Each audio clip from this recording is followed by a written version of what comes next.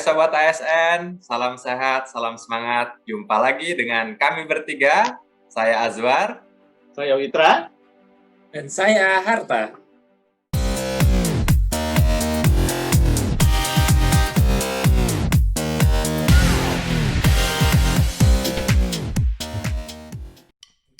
Teman-teman, sebelumnya kan kita udah bicara tentang PSL bersama Pak Sandra. Nah, kalau di Jakarta, ada aturan tersendiri yang mengatur pemberian pelayanan publik itu menggunakan baju koko. Seperti apa nih pendapat Pak Sandra? Nah, terkait hal tersebut, banyak nih ahli administrasi negara berpandangan bahwa berpakaian keki itu membuat pelayan publik berjarak dengan masyarakat. Jadi secara umum seperti tadi ya, bahwa pakaian itu ada PSL, ada pakaian untuk jenis acara ya, ada pakaian sipil lengkap, terus ada pakaian dinas, termasuk pakaian nasional. Nah, pakaian nasional itu pakaian dari masing-masing budaya. Untuk pengaturan penggunaannya itu biasanya dikembalikan kepada tuan rumah acara, panitia, ataupun kepada masing-masing kementerian lembaga, ataupun masing-masing pemerintah daerah. Biasanya mengatur khusus melalui peraturan gubernur, peraturan bupati wali kota, ataupun pakai peraturan-peraturan kementerian lembaga masing-masing. Nah itu pakaian ini diatur masing-masing penggunaannya sesuai dengan fungsi ataupun jenis acaranya yang digunakan. Baik itu upacara, bukan upacara bendera, termasuk di dalamnya adalah acara resmi ataupun acara kenegaraan, maka jenis pakaian-pakaian inilah yang menjadi jenis pakaian yang harus digunakan, dan itu ditetapkan oleh panitia yang mengatur acara tersebut melalui ketetapan yang ada ditulis dalam undangan. Biasanya seperti itu. Kalau di daerah Pak Sandra, itu seperti kata bilang Bang Harta tadi, selain menggunakan baju keki, ada juga daerah yang kayak di DKI Jakarta kita tahu sendiri menggunakan baju koko, kemudian di Jawa Tengah itu menggunakan pakaian Jawa lengkap. Itu menurut Pak Sandra bagaimana?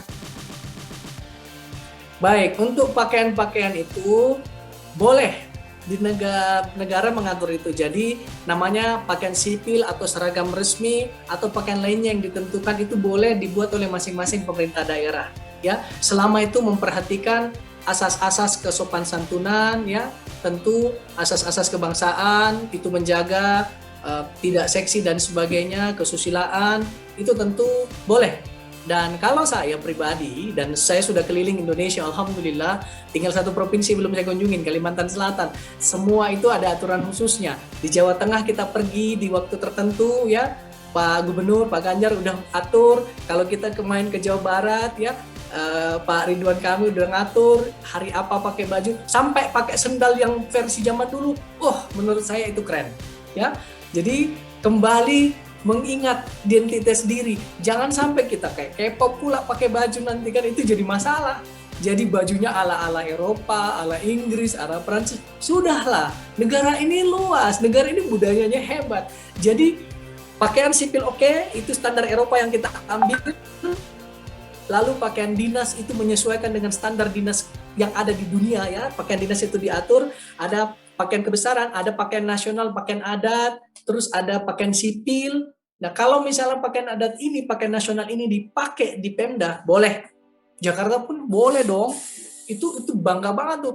Pokoknya misalnya hari Kamis, pakai baju adat nasional atau pakaian nasional di LAN misalnya, udah terserah mau pakai baju Sulawesi kayak baju dan sebagainya itu boleh.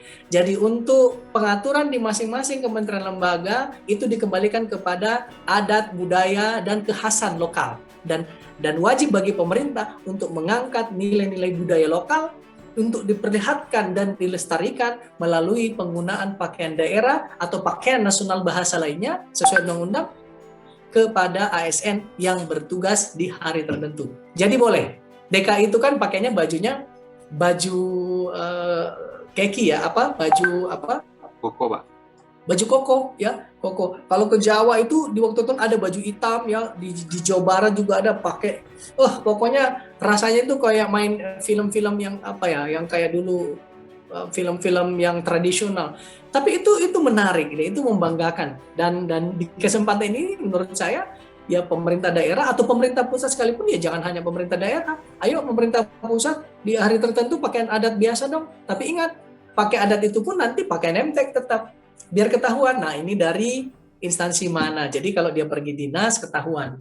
Nah, itu catatan penting. Pakaian itu adalah identitas. Pakaian itu identitas, pakaian itu citra dari institusi yang ada melekat di kita, yang dititip melalui identitas yang ada pada pakaian itu untuk seragam.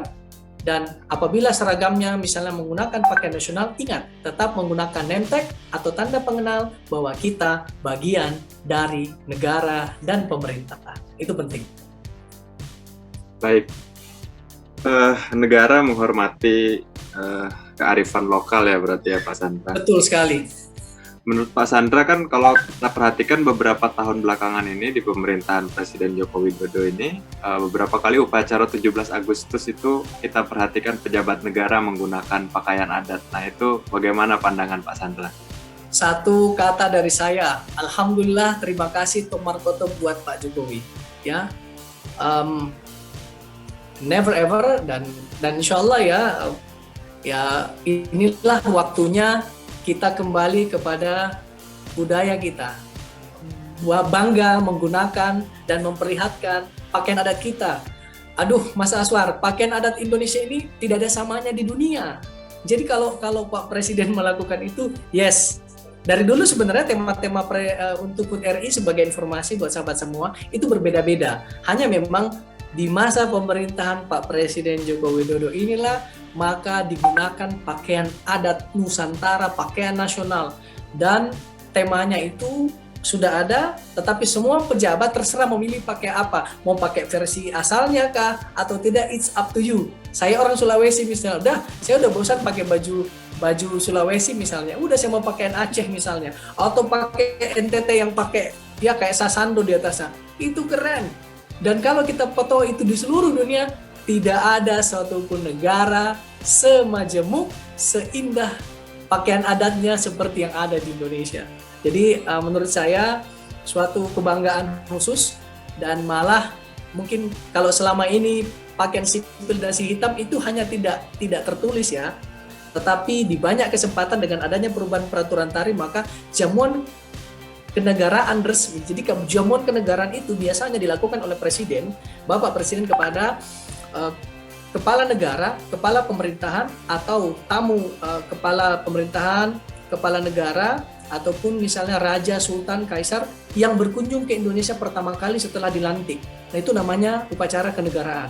Kalau dulu pakai pakaian sipil dasi hitam, sekarang Pak Jokowi pilihannya ada bisa jas, bisa diperhatikan, atau beliau pakai batik. Nah itu secara umum, ya itu secara umum. Nah, sedangkan standarnya adalah PSL. Kalau untuk acara kenegaraan itu standarnya adalah PSL. Nah tapi kalau untuk pilihan ini sudah disebutkan tadi, pakaian yang digunakan pada acara kenegaraan itu ada PSL, ada pakaian dinas, dan itu pilihan. Yang utama adalah PSL-nya, tentu. Acara kenegaraan itu pakaian dinas kebesaran nasional, jadi pilihan. Jadi sekarang itu nggak terkunci lagi di PSDH, itu boleh karena penyambutan pejabat negara itu acara kenegaraan ya. Jadi itu bisa pakaiannya sipil lengkap. Kalau mau pakai dinas yang di daerah boleh, misalnya ada pejabat negara asing yang datang, pakaian kebesaran bisa, pakaian nasional. Untuk pakaian kebesaran itu ditetapkan oleh masing-masing kementerian. Jadi pakaian kebesaran masing-masing kementerian lembaga itu ada, ditentukan sendiri. Tapi kembali ke pertanyaan, bagaimana dengan saat ini? Yes, keren, membanggakan, dan menunjukkan bahwa Indonesia itu kaya pakaian adat. Negara lain boleh berkata, Anda sahabat-sahabat semua silahkan ke Korea. Alhamdulillah saya sudah ke Korea. Di sana pakaian adatnya berapa banyak? Hayo, ya. Adakah sebanyak kita? Yang suku kita adalah kurang lebih 700 lebih suku, bahasanya 1000 lebih bahasa. Masya Allah banyak sekali. Bayangkan kalau 700 itu dipersandingkan, dan mungkin Mas Aswar sudah pernah perhatikan salah satu pemilihan Miss Universe yang pernah ada ya, itu pakaian di Bali kalau nggak salah. Itu luar biasa ya, orang asing pakai baju adat Indonesia yang baju wanitanya, keren. Itu memorable thing, memorable hal yang sangat teringat di benak mereka masing-masing. Betapa banyaknya pilihan pakaian yang ada di Indonesia dari budaya-budaya yang ada. Nah itu tuh, pokoknya kondisi saat ini kita sudah kembali menggunakan pakaian adat, pakaian nasional. Yes, 1000% mendukung.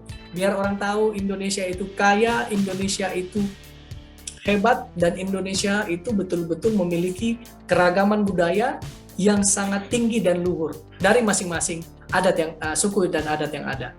Oh iya, saya dulu pernah ke dokter kulit Pak Sandra. Jadi dokter kulit itu cerita kalau dia mau mengukur orang itu rawat atau tidak, dia cukup melihat kulit kakinya saja.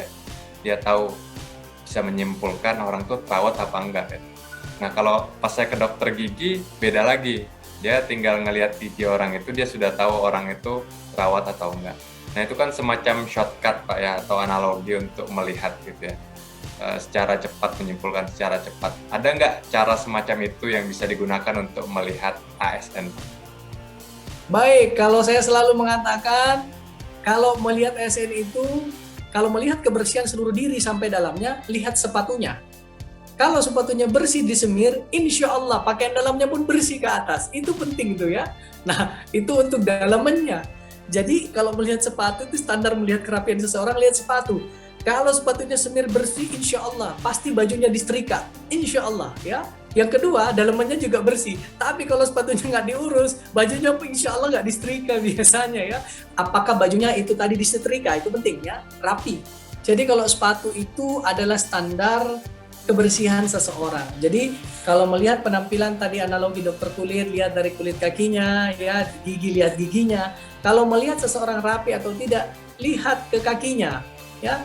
Kalau bersih di bawah sepatunya, insya Allah bersih yang lainnya. Kecuali itu beda ya kalau untuk. Jadi ada dua hal. Satu, lihat adalah sepatu bersih atau tidak. Yang kedua ada lihat pakaiannya disetrika apa enggak. Udah itu aja.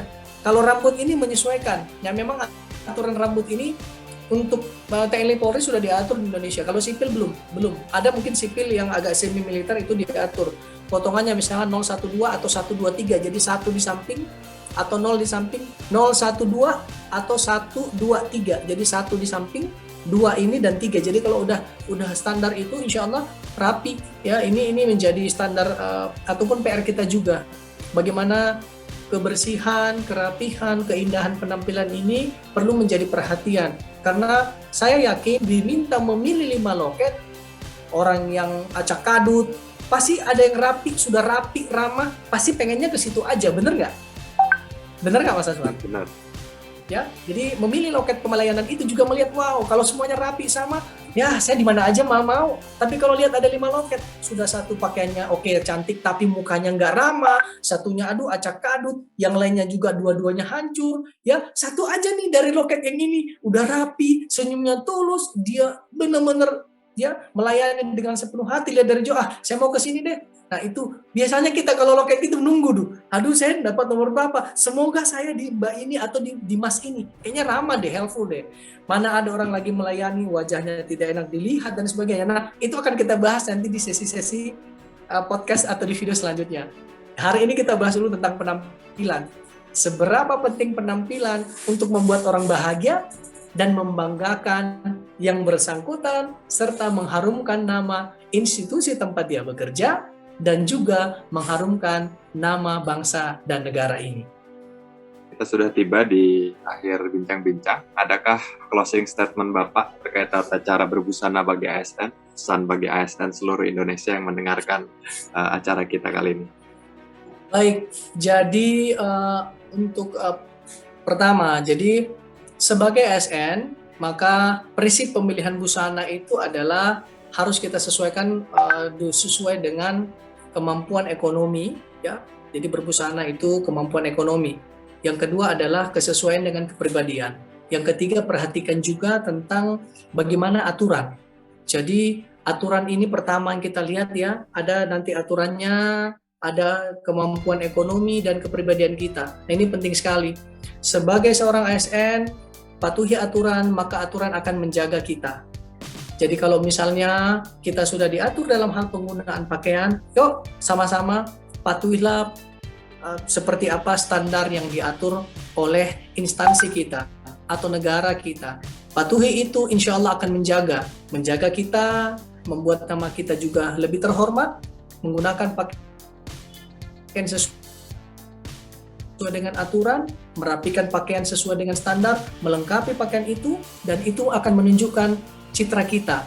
Citra seorang ASN yang patuh kepada aturan, yang bisa menjaga nama baik institusinya dengan memperlihatkan kerapian berpakaian, dan yang terakhir tentu itu akan bisa mengharumkan citra pribadi dan citra institusi kita. ASN sudah banyak yang terpuruk karena perilaku-perilaku yang ada dari individu-individu tertentu.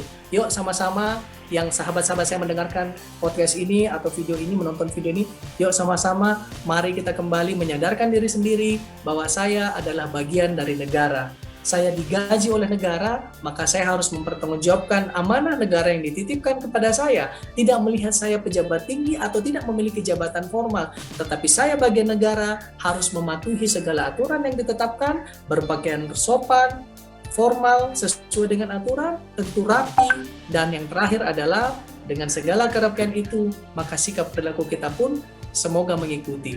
Untuk apa? Untuk menjaga, mengharumkan, dan juga meningkatkan harkat martabat seorang ASN dan institusi negara Republik Indonesia di mata masyarakat, apalagi pada saat kita ke luar negeri, juga di mata dunia internasional. Yuk, mari sama-sama sahabat-sahabat ASN yang ada di seluruh Indonesia, mari menjaga penampilan. Kerapihan pakaian, kebersihan diri, itu merupakan standar dan syarat kita bahwa kita menjaga amanah negara yang diberikan kepada kita. Dengan berpakaian rapi, mengikuti aturan yang telah ditetapkan, maka insya Allah tentu akan meningkatkan harkat dan martabat kita di mata masyarakat secara pribadi dan juga pastinya meningkatkan harta dan martabat, ya, mengangkat, mengindahkan dan memperbaiki citra penyelenggara pemerintah seperti kita ini di mata nasional, ya, mata warga masyarakat, di benak warga masyarakat dan juga di dunia internasional.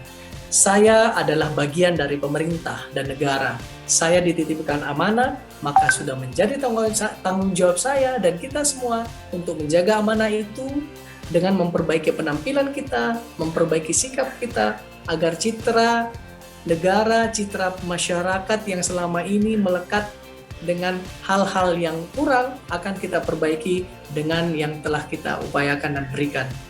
Penampilan bukan yang utama, tetapi yang pertama. Mari kembali mematuhi aturan, maka insya Allah aturan akan menjaga kita. Menarik. Jadi penampilan bukan yang utama ya Pak Sandra, tapi yang pertama. Betul. Kerapihan merupakan salah satu upaya kita sebagai ASN untuk menjaga amanah negara. Ya. Baik. Terima kasih banyak Pak Sandra. Sama-sama, Mudah-mudahan Mas di Aswar. kesempatan bisa bincang-bincang lagi sama kita bertiga. Baik, insya Allah. Akan diskusi lebih banyak lagi dalam tema-tema yang lain. Baik. Terima kasih juga atas waktunya. Mohon maaf jika ada yang kurang berkenan, ada hal yang kurang berkenan dari saya. Mohon dimaafkan. Terima kasih banyak atas kesempatan Pak Aswar dan rekan-rekan dari LAN. Sukses semua buat Bapak Ibu yang mendengarkan video ini, podcast ini. Semoga selalu sehat, selalu ya, bahagia hatinya, imunnya juga meningkat. Dan semoga insya Allah kita semua terhindar dari segala mara bahaya, bala bencana, dan segala penyakit, apa saja. Kita melewati wabah ini bersama-sama. Sukses buat Ibu Bapak semua dan sahabat-sahabat semua. Terima kasih. Assalamualaikum warahmatullahi wabarakatuh. Dan sampai jumpa lagi. Oke, Sobat ASN semua yang kece-kece, semoga kita bisa berjumpa lagi dalam kesempatan yang lain. Don't imagine, let's talk about it. Saya Azwar. Saya Witra. Dan saya Harta. Sampai jumpa. Sampai jumpa. Sampai jumpa.